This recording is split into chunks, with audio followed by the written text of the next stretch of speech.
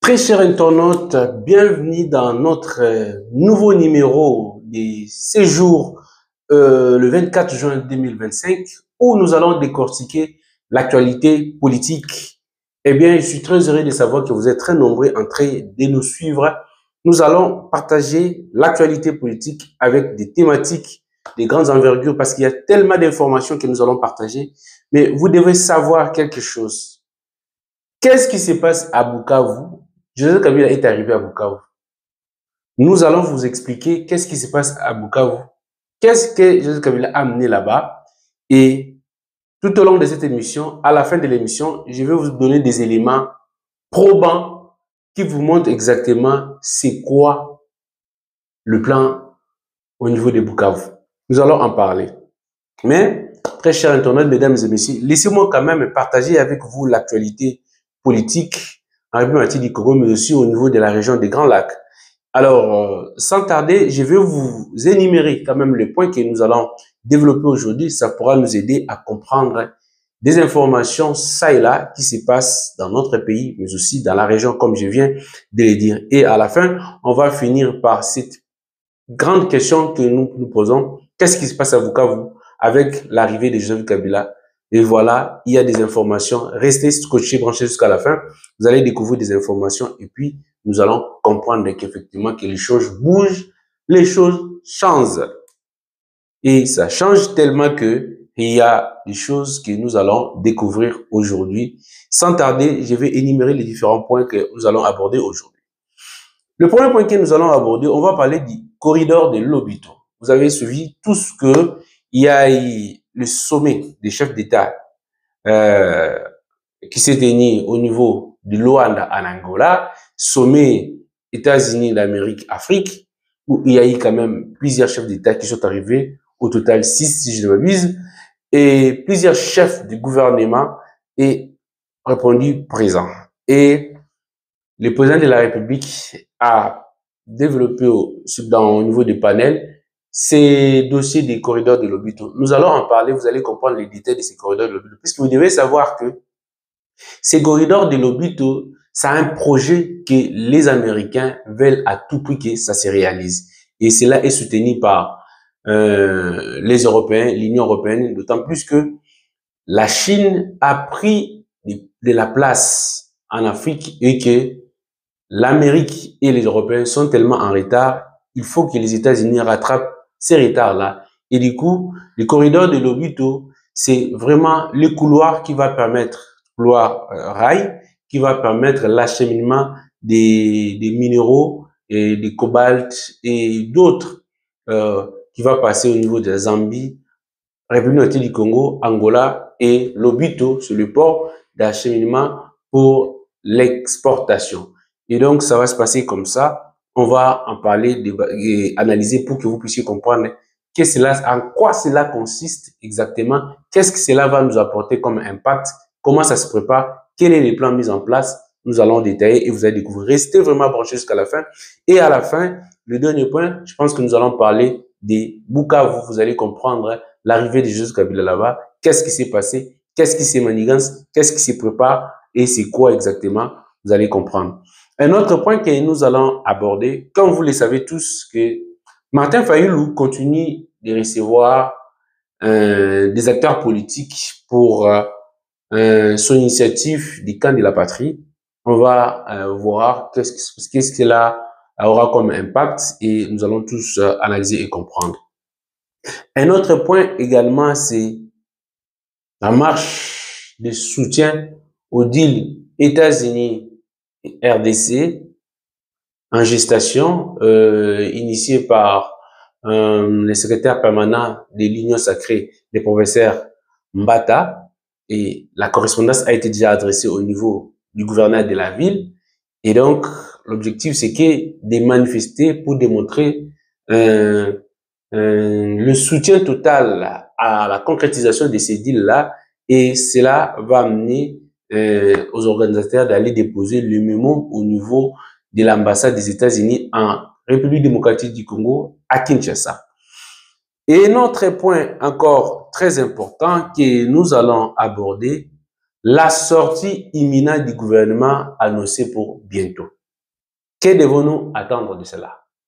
On va essayer d'analyser. Comme vous le savez également, des à côté, s'il y a M. Alain Antoun qui a été notifié de ses nouvelles fonctions en tant qu'expert en matière de sécurité. On va aussi analyser pourquoi c'est là, en ce moment ici. Est-ce que bonne ou mauvaise chose? On va les analyser. Très chers internautes, mesdames et mesdemoiselles et messieurs, merci beaucoup de votre présence dans notre émission, dans cette chaîne, la vôtre, Stratégie et Développement TV, que nous avons pris l'habitude à discuter et partager des connaissances, des expériences, mais aussi notre expertise en la matière pour que nous puissions nous en faire une idée et contribuer tant soit peu dans la construction de l'édifice qui est la République démocratique du Congo, notre patrie. Sans tarder, on va prendre les premiers points où il s'agit du corridor de Lobito. Mesdames et messieurs, le corridor de Lobito est un marché. C'est toujours dans le cadre des deals. C'est un complément des deals entre la République démocratique du Congo et les États-Unis d'Amérique. Vous devez savoir déjà d'emblée faire une ligne de démarcation, c'est que le projet des corridors de Lobito, en fait, c'est d'abord un projet de l'État-Unis d'Amérique, du gouvernement américain. Ce n'est pas d'abord le projet du président Trump du gouvernement américain. C'est pour cela que si vous vous rappelez bien qu'il y a eu une rencontre tripartite au niveau de Luanda lorsque le président Joe Biden était encore au pouvoir aux affaires, où il a réuni les présidents de ces trois pays principalement que cette route rail va devoir passer pour transporter des minéraux. Alors, dans cette réunion-là, c'était pour renforcer et faire des renforcer et puis évaluer les études de faisabilité pour la réussite de cette route-là. Pourquoi cette route-là d'abord? Vous devez savoir que la première des choses, c'est pour des intérêts économiques. Les intérêts économiques, c'est ce qu'on appelle le combat entre des superpuissances déjà qui profilent à l'horizon, notamment la Chine et les États-Unis. La Chine s'est installée en République démocratique du Congo, mais aussi en Afrique, pendant plusieurs moments, et puis il a fait des investissements énormes, exploitant le minerai, par exemple, en République démocratique du Congo, et que les États-Unis, regardant si elle a voyé ces combats ici, a estimé qu'il doit rattraper ces retards-là pour éviter les risques de se voir que la Chine devienne un peu plus fort, puisque le Congo, la République démocratique du Congo, notre pays, est un pays stratégique et solution. Au regard de toutes ces richesses qu'elle possède, et donc c'est là, celui qui va contrôler la République démocratique du Congo dans les jours à venir, c'est celui-là qui va contrôler le monde. Parce que la République démocratique du Congo est considérée comme une réserve mondiale en termes de minéraux stratégiques et rares. Et les États-Unis, voilà, c'est là. Ils ont investi, ils sont en train de mettre des investissements pour que cela se réalise plus rapidement afin de pouvoir rattraper les retards qu'ils ont accumulés pendant tous ces temps années. Alors, qu'est-ce que cela aura comme impact à notre niveau? La construction déjà de cette route, de ces rails-là, ça va tellement engendrer, booster les économies, puisque ça ne va pas seulement, parce que le rail ne va pas seulement transporter les minéraux, ça va aussi permettre à ce que ça crée, c'est-à-dire que une certaine liaison entre les différentes provinces en République démocratique du Congo, puisque là je parle de la République démocratique du Congo, mais aussi accroître le développement dans toute cette partie-là. Et ça va permettre qu'il y ait création des emplois et d'autres secteurs aussi vont évoluer, notamment que ce soit l'agriculture, l'élevage, les services, le banque, tout ça là, et ça va créer de l'emploi. Et cela aura comme impact ce que la jeunesse congolaise, puisque vous devez savoir que la République du Congo, comme d'ailleurs la plupart des pays africains, ont une population jeune. Or, la population jeune, nous devons les former. C'est pourquoi je ne cesse de dire et de rappeler que la République du Congo, le gouvernement de la République du Congo, devrait déjà capitaliser ou sinon analyser quelles sont des offres d'emploi plutôt, qui seront demandées dans ces investissements-là, que ce soit au niveau de la construction de ces corridors de l'hôpital, mais aussi par rapport aux deals et des investissements qui vont venir. Nous avons, si vous regardez mon émission précédente, j'ai eu à parler et à énumérer quelques secteurs qui vont intervenir, des offres d'emploi, des formations type que la jeunesse devrait s'y mettre pour ne pas être étranger dans son propre pays et se laisser berner ou surtout voir des étrangers venir occuper des postes alors que nous nous regardons comme ça, alors que nous avons une population dynamique, jeune, que nous devons utiliser. Et donc, le gouvernement devrait mais devons en tenir compte. Le corridor de Lobito ne date pas d'aujourd'hui, c'est quelque chose, c'est un projet qui date de longtemps. Et donc là, maintenant, nous faisons dans la phase de vitesse de croisière où nous devons maintenant concrétiser. Et le monde est en train d'avancer vite, les choses vont aussi aller vite. C'est pourquoi il est plus qu'important pour nous, maintenant, la République du Congo, de définir nos priorités, de définir nos stratégies pour que nous puissions déjà voir qu'est-ce que nous devons, dans quoi nous devons investir, quels sont les types de formations à faire dans ces contrées-là pour directement booster aussi notre économie et puis le développement de la région, créer des zones économiques qui vont booster, permettre à ce que des investisseurs, quand ils vont venir, ils vont trouver déjà des endroits propices pour des investissements. Voilà, en gros, ce que nous pourrons dire par rapport à ces corridors de Lobito. Et c'est pourquoi dans les panels là, le président de la République, là, a insisté à épingler l'importance de la, parce que déjà, ces projets ici, c'est un projet de plus de 1,6 milliard de dollars américains. Et les Européens sont tentés de soutenir l'initiative parce que ça va leur bénéficier aussi, puisque les Chinois, ils vont vers l'océan Indien en prenant nos minéraux et ils vont maintenant les amener vers l'océan Atlantique et cela va permettre à ce qu'ils de gagner plus de temps. Dans les endroits où on faisait des semaines pour évacuer les minéraux, on pourra faire un jour. Et donc, cette construction-là va faire qu'on va gagner en temps et puis ça va permettre à ce qu'on transporte des minéraux si facilement et puis on pourra aller de l'avant. Et ça va nous permettre aussi d'investir dans les domaines pour pouvoir ne pas seulement exporter des produits en l'état brut, mais aussi ajouter aussi la valeur ajoutée, plutôt permettez-moi cette technologie, afin de pouvoir gagner plus des intérêts. Tout ça là, il y aura ce qu'on appelle transfert des compétences et des connaissances, de l'expertise. C'est pourquoi nous disons, nous devons déjà avoir des bases avec nos jeunes, afin de pouvoir tirer profit à fond de tous ces investissements. Voilà en gros ce que nous pourrons dire par rapport à ces points-là. Et donc, on demande au gouvernement d'être vraiment très speed pour ne pas perdre le temps, puisque tout va aller vite. Les investissements sont là, l'argent est là et des opportunités vont se présenter. Nous devons en tenir compte. Un autre point, on va passer directement à notre deuxième point. Comme vous le savez, je vous rappelle déjà que nous allons parler de qu'est-ce qui se passe au niveau de Bukavu, le temps de finir ces points d'information d'actualité et je vais vous expliquer qu'est-ce qui se passe exactement à Bukavu et vous allez comprendre les enjeux et on pourra se faire une idée. Alors, la marche de soutien pour le deal RDC, RDC États-Unis, voilà qu'il y a l'Union sacrée par l'entremise de son secrétaire permanent, le professeur Mbata, a envoyé une correspondance au gouverneur de la ville afin de pouvoir, afin de l'informer de ces mouvements qui va être fait de marche, afin d'aller déposer le mémorandum au niveau de l'ambassade des États-Unis en appui pour manifester notre soutien à ces deals que nous appelons de tous nos vœux de sa réalisation. Et c'est là que vous allez voir comment les gens vont se mobiliser et même ça va envoyer un message fort. C'est comme ça que nous devons nous comporter. Lorsqu'on est face à des ennemis multiples, des gens qui ne veulent pas notre développement, il faut que la population entre en musique en participant par des marches comme ça, des initiatives comme ça. Il faut les organiser maintenant pour qu'il n'y ait pas de casse, mais que ce soit une marche de paix. Et ça va permettre à ce que les gens comprennent et que le message passe. Donc, nous encourageons la jeunesse, nous encourageons le parti politique, la société civile d'y participer parce que cette opportunité de ces deals est quelque chose que nous ne devons pas rater, nous devons les saisir, c'est pour notre autonomie, indépendance, souveraineté, mais aussi restaurer l'autorité de l'État dans toute l'étendue de la République démocratique du Congo, que nous avons perdu pendant plusieurs années, pendant plus ou moins 30 ans, où il n'y avait plus l'autorité de l'État. Il y a des certains coins où nous trouvons qu'il y a un seul policier et il n'y a personne qui peut contrôler les drapeaux d'autres pays flotter alors que c'était dans nos propres territoires. Et donc, voilà l'information que nous avons voulu vous passer sur ces points-là. Martin Fayulu continue de recevoir des acteurs politiques dans le cadre de son initiative de sensibilisation du camp de la patrie.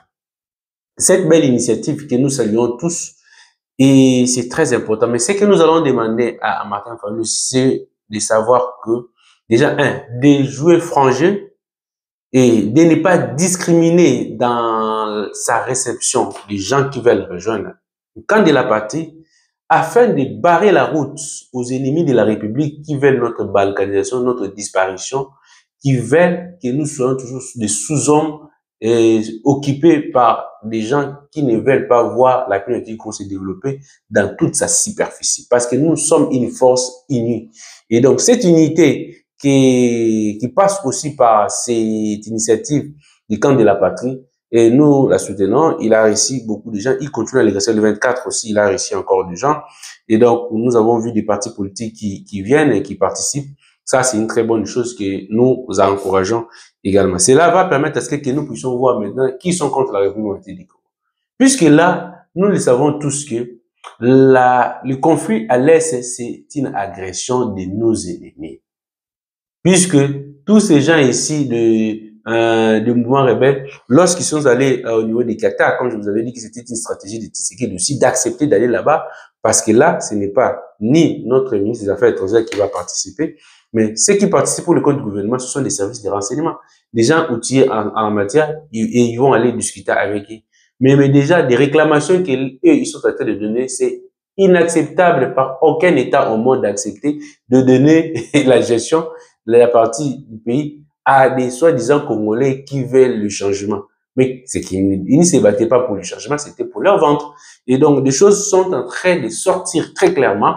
Et là, c'est comme ça que je dis toujours, la stratégie de Tshisekedi est en train de marcher et ça sera enseigné dans les universités, stratégie politique et diplomatique. C'est une réussite totale que nous en félicitons.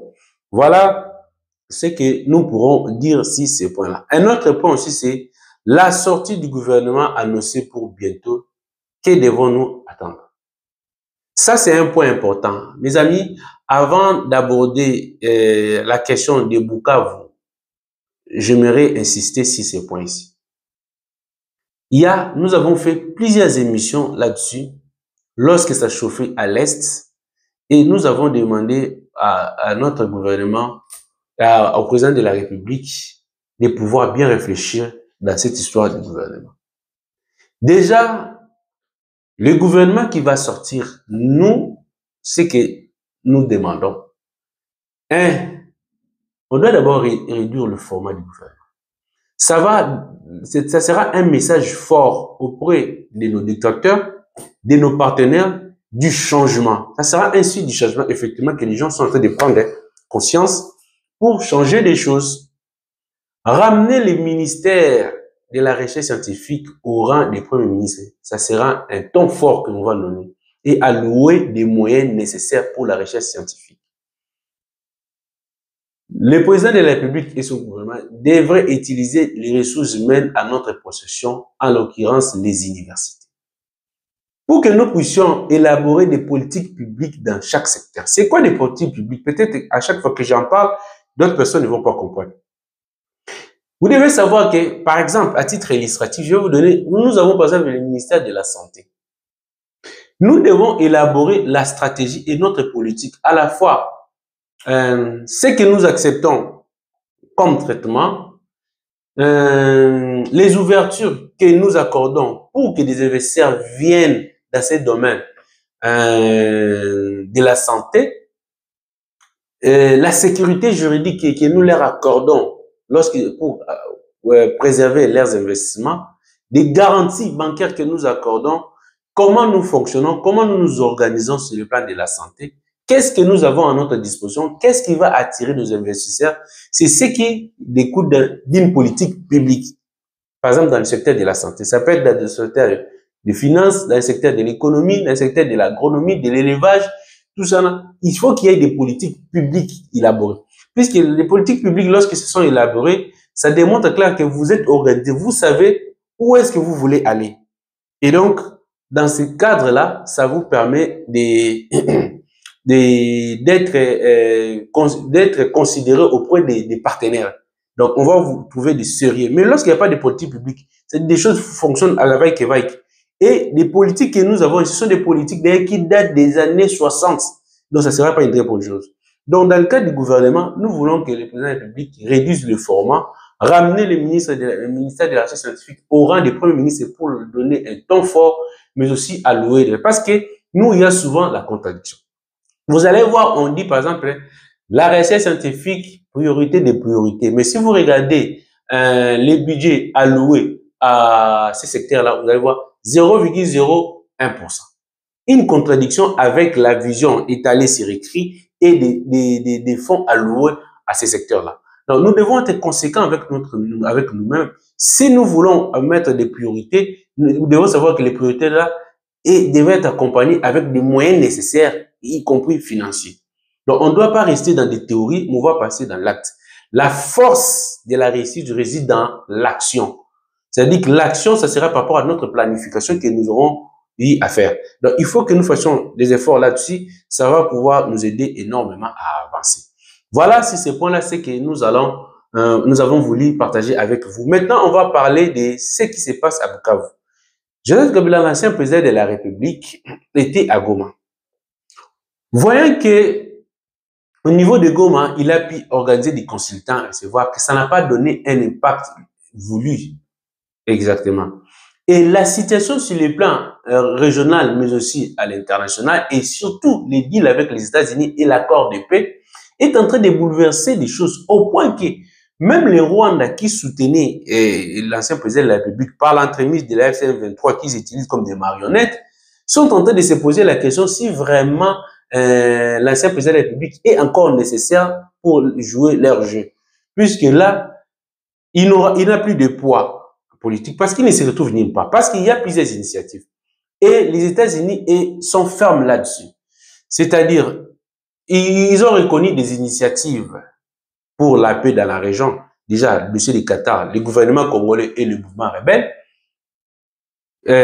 Il y a encore pour parler de Nairobi et de Luanda. Au niveau de Nairobi, il s'agit de tout le mouvement rebelle. De Luanda, il s'agit de la RDC et du Rwanda également. Paul Kagame, ils se sont rencontrés avec le président Tshisekedi au niveau du Qatar.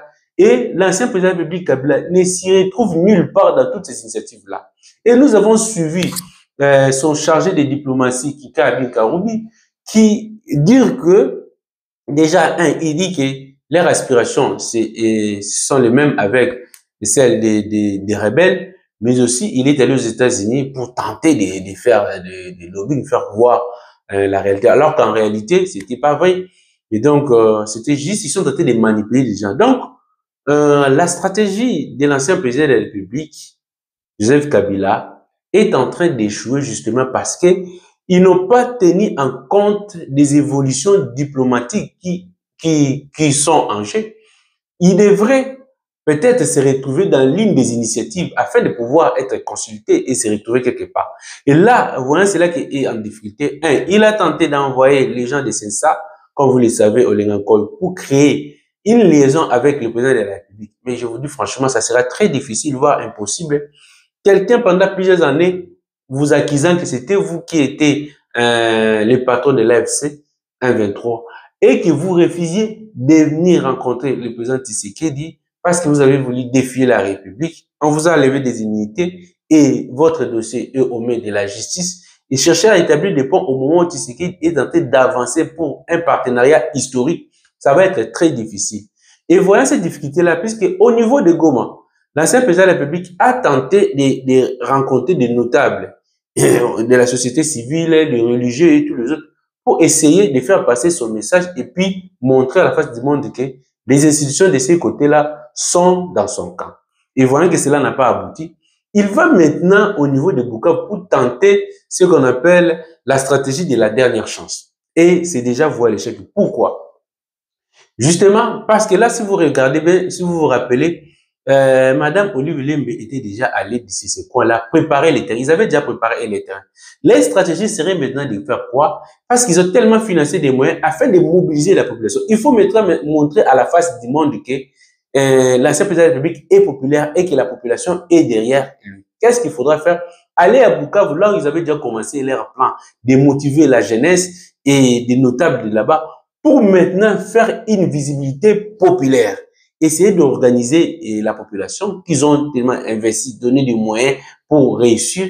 Malheureusement, arrivé là-bas, les gens de Bukavu que nous félicitons, ils sont très difficiles que les gens de Goma. Pourquoi justement aussi? Parce que vous devez savoir, Bukavu, c'est un environnement un peu montagneux, il y a assez de montagnes, et que l'ASM 23 n'arrive pas à contrôler la totalité de la ville de Bukavu. Et donc, il est tellement mal placé en difficulté. Il va tenter le tout pour le tout, mais ce sera déjà voir l'échec parce que justement, les yeux des États-Unis sont braqués dans cette partie-là. On leur demande déjà aux rebelles de quitter. S'il continue de s'entêter, je pense qu'il va lui-même creuser sa propre tombe, ce qui ne sera pas une très bonne chose. Et donc, voilà à peu près ce qui se passe au niveau de Bukavu. Déjà, il y a tellement de moyens qui sont mis là-bas depuis toujours, depuis l'arrivée d'Olive Lembe, Madame Olive Lembe. Ils ont déjà organisé des choses. Vous allez voir dans les jours à venir, si nos services ne s'y tiennent pas compte ou sinon on n'organise pas aussi de contre-stratégies, ils vont faire semblant de mobiliser la population pour montrer qu'il est aimé par la population. Parce que de l'autre côté, ils n'ont pas pu le faire, mais là-bas, ils avaient déjà préparé les terrains. Que nos services soient vigilants et vous allez voir cela et c'est ça sa stratégie.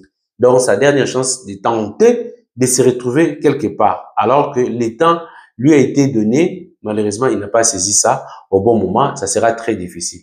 Mesdames et messieurs, voilà ce que nous avons prévu pour partager avec vous aujourd'hui. Nous sommes très heureux de savoir que vous êtes très nombreux en train de nous suivre. Si c'est pour la première fois pour vous de participer à cette émission, ce que nous vous demandons, c'est de vous abonner, de cliquer sur la cloche de notification pour ne rien rater. Cliquez sur des j'aime pour nous permettre que nos vidéos soient référencées par YouTube et que nous puissions atteindre plus d'une personne. Voyez-vous, ça va nous aider énormément, surtout nous encourager à continuer d'interagir avec vous comme nous le faisons, comme nous avons pris l'habitude de le faire. Donc, nous vous demandons vraiment d'aimer nos vidéos, de partager et ça pour que d'autres personnes aussi puissent le voir. Ça va nous aider énormément. Et moi, je vais me présenter. Je suis Guilhem Ikobi, je suis juriste des formations. Je suis expert en politique publique et en stratégie de développement. Je suis chercheur, diplômé en ressources humaines, mais aussi négociateur. Voilà. Et donc, quant à moi, tout ce qui me reste, c'est de vous souhaiter toutes les bonnes choses du monde et que Dieu vous bénisse. Je vous dis à la prochaine.